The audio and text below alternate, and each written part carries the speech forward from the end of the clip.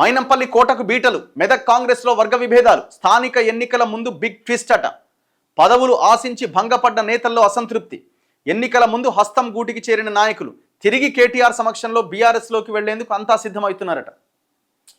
ఆయన ఏంటంటే బేసిక్గా ఆయన నోరు బారేసుకుంటాడు, ఇష్టం వచ్చినట్టు తిడుతూ ఉంటాడు, బూతులు వస్తుంటాయి. ఇక అలా కొడుకు అంటే ఆయనకు పెద్ద రాజకీయ అవగాహన లేదు, చిన్న పిల్లగాడు.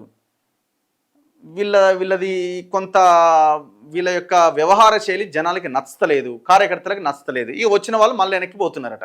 అసెంబ్లీ ఎన్నికలకు ముందు చాలామంది నేతలు కాంగ్రెస్ గూటికి చేరారు. ఇప్పుడు వచ్చి మళ్ళీ పోతున్నారంటే అక్కడ ఉన్న ముందు నుంచి పనిచేసిన కాంగ్రెస్ నాయకులకు మంచిదే కదా. అయితే పార్టీ అధికారంలోకి వచ్చి ఏడాదిన్నర పైనే అయింది. చేరిన వారిలో చాలామంది నామినేటెడ్ పదవులు ఆశించి భంగపడ్డారు. ఈ నేపథ్యంలో కాంగ్రెస్ను వీడి బీఆర్ఎస్ గూటికి చేరేందుకు రంగం సిద్ధం చేసుకుంటున్నారు. మరి ఇప్పుడు ఈ నామినేటెడ్ పదవులు రాలేదని మళ్ళీ వెనక్కి వెళ్తున్నారని అంటున్నారు.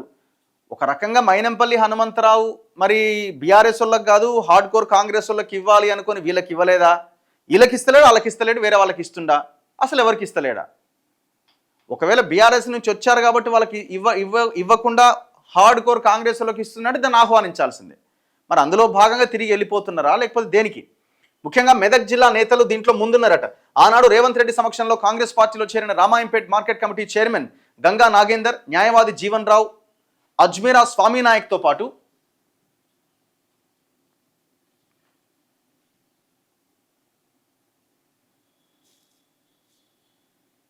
వారి అనుచరులు బీఆర్ఎస్ పార్టీలో సోమవారం కేటీఆర్, హరీష్ రావు సమక్షంలో చేరుతున్నారు. పదవులు ఆశించి భంగపాటు.